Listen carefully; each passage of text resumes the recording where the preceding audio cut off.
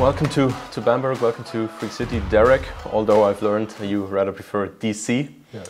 How are you? How have your first days here been? It's been tough, it's been challenging. I've enjoyed every day of it. Every guy has been able to coach me up a little bit, keep me motivated, and I've learned a lot from guys already, so I'm excited about what's coming forth this season. You're, as I mentioned, Derek Cooke Jr. What is there that we and the fans have to know about you? I just bring a lot of energy to the game, whether that's diving on the floor, whether that's getting block shots, running, getting dunks. I want to bring the energy and intensity every night. You as a kid, you grew up in Washington, D.C. How, in general, was your youth? How was growing up for you? Growing up was tough, but I mean, it was no different from a lot of kids from around my way. And you have like the different neighborhoods you grow up in that teach you different things. And me and my family, we moved around a lot. So we were all throughout D.C., Maryland, and Prince George's County. It has been an enlightening experience for myself because it taught me everything that I use today to get through life. When you talk about things that you got taught, first of all, people probably taught you football, right? Because in the beginning you didn't really play basketball. Yeah, basketball was never my thing. It was my older brother who was like the biggest athlete in our family, and I just like football because you got to hit people and take out that anger and frustration. So it was always fun for me to play football, but I never really found my niche in football. So I played receiver for most of my career and before like high school and stuff. And then like I kind of bounced around from defensive end and different positions like that. But then once I got to high school, I played tight end, and it just never really stuck. And what ended up happening was I didn't have any offers out of college, so I didn't get to play. Was maybe the biggest factor of you switching towards basketball just the growth spurt that you had, and then like you realized probably, hey, I'm pretty good at that? I mean, like I wish I could say it was like that simple, but it wasn't. I took a year off because I applied to colleges. I got into my dream school of University of Miami, but I didn't have the money for it, so I had to take a year off. Worked at Target and Hollister, two companies in the States that are pretty well known, and just during that year, I started growing and didn't realize it. My mom had realized it when she seen me like eating cereal on top of a refrigerator. So once I realized I was getting taller, my older brother wanted me to come work out with him in different gyms because he would go around playing basketball. He still does to this day. And I did. I was just like, I had nothing better to do when I had off days. So we used to go to this like recreation center. And just through the grace of God, I think I ran into a guy named Sean Thompson, and he like looked at me. He was like, man, you 6 foot. At the time I was like 6'6", 6'7", or whatever. He's like, you this tall and you not playing anywhere? And I'm like, no, I really don't care about basketball. And he's like, why you don't like basketball? And I was just like, players are cocky, players talk too much, like just things I didn't really like about the sport. And then he's like, man, if you just come work out with me, let's see what happens. So for like that entire summer, I did like just different fundamental drills with him, and we just got like, I found a love for the game within working out with him. And he's like, come to this workout with me after all like the other games and stuff he put me through. So he had a coach come named Chad Esbar from Cloud County, Kansas. He was coming to recruit a guy named Devon Branch, who was from Aberdeen, Maryland. And this guy was like very wiry, 6'5", 6'6", just amazing talent. And he came, and I'm looking at this guy like, I'm working out with this dude. Like, well, I'm working out with him. Like, this guy's is a beast or whatever. And what I ended up having to do was just kind of showcase what I was doing. And in that workout, I thought that I really didn't do anything right. Like, I was missing shots, wasn't really doing too well. And after the workout, Sean had asked the coach, like, what did you think of my guy? And Coach E was like, I mean, he's not much of a basketball player, but I like his work ethic. I like his motor. And what I can do for you is I can offer you a redshirt position at my junior college.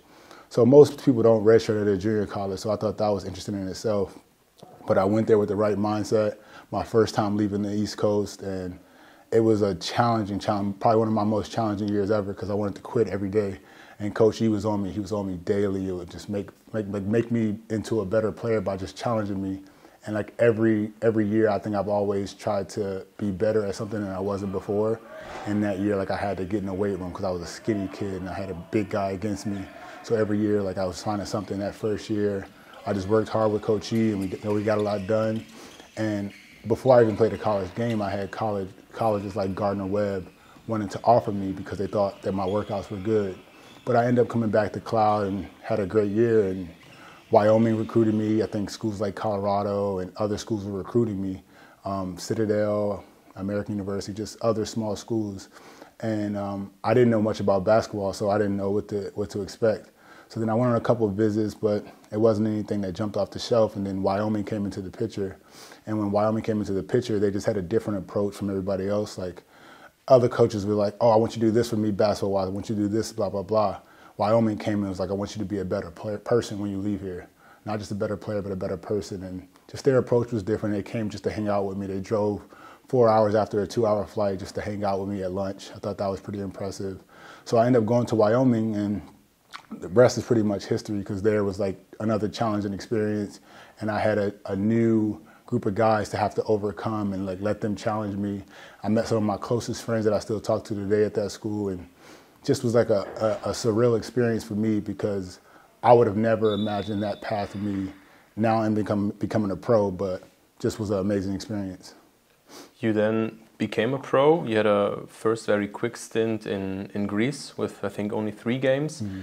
And then tried your luck in G League, or was it D League even back then? Mm-hmm. How was your professional career so far?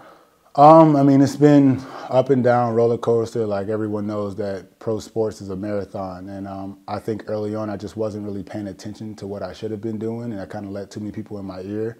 And I signed a pro contract way too early. Like, I was in college when I signed that deal to Greece, and I didn't allow myself to see what was out there first.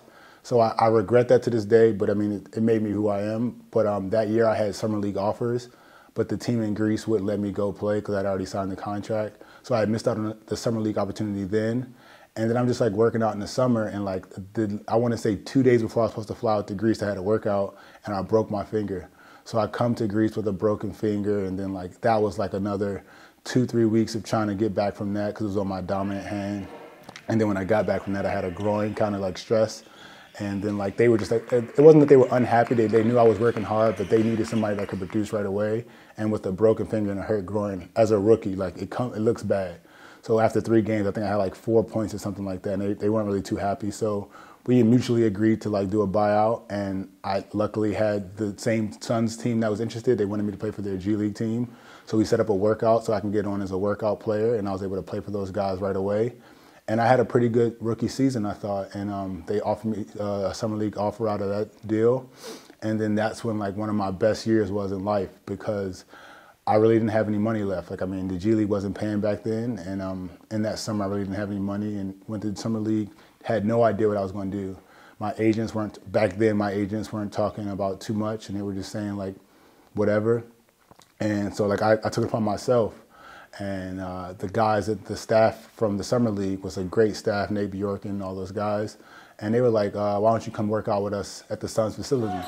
So I'm like, of course. I had no money, but I'm like, I'm gonna find a way out there. I go out there, I like stayed with a friend, and I thought it was just like an amazing experience just to work out with those guys. But then come to find out, they enjoyed how I worked out and they loved my energy and stuff. So they signed me to a training camp deal. So I signed my first NBA pro contract that year, having nothing. And just with the story that I had before that, I think that was just like the pinnacle of my career, going from not even wanting to play to sign an NBA contract. I thought that was impressive. And I mean, obviously we had a big roster, so they couldn't keep us all.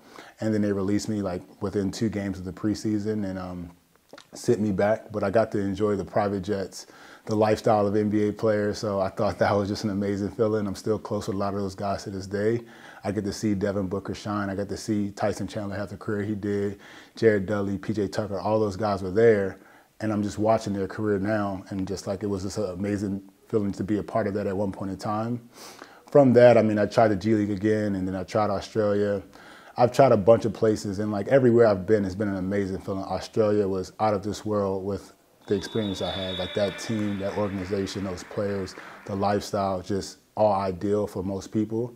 I went and did that, and then after the Australia stint, I tried to go back to the G League again because I just wanted to get that NBA experience again.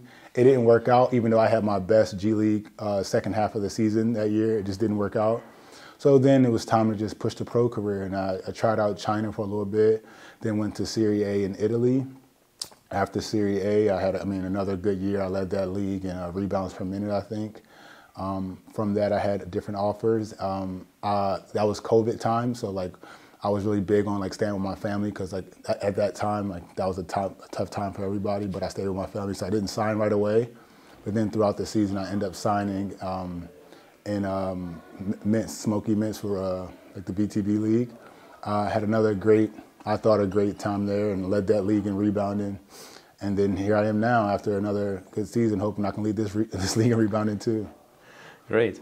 So, like, were you even aware of that you had like a contact that has something to do with Bamberg early in your career, like when you were with the Suns, that PJ Tucker was here too? Oh, see, I didn't even know. Yeah, PJ Tucker played here for Bamberg. Wow, that I had no idea. I mean, like, PJ doesn't really talk about it too much just because, like, he has his own little personality that, like, it's different, I guess.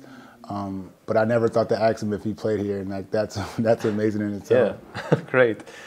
So I guess maybe to round it all up, we can expect a lot of energy, rebounding, a lot of hustle maybe on the floor. Is there anything that you want to add? Of course, some dunks, man. I mean, I love to dunk the basketball, so I'm hoping to get some dunks and just some, like, any play to get the fans off their seats.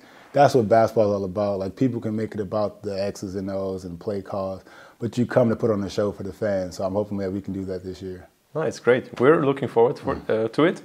Thank you for your time and your view at your career, and we're hoping to have a fun season with you. Can't wait.